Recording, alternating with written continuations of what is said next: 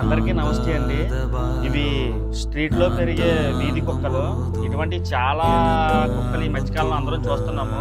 ఇటువంటి చిన్న ఏజ్‌లో ఉన్న కుక్కలకి ఏమన్నా వ్యాధులొస్తే ఇవి సెట్ అవ్వడానికి చాలా ఇబ్బందవుతుంది. కొన్ని కొన్ని సెట్ అవ్వవు కూడా చనిపోతూ ఉంటాయి. ఇప్పుడు దీనికి పార్వో వచ్చింది. పార్వో వచ్చిందని చెప్పి దీనికి ఒక 3, 4 రోజుల నుంచి మేము ట్రీట్మెంట్ స్టార్ట్ చేస్తున్నాము.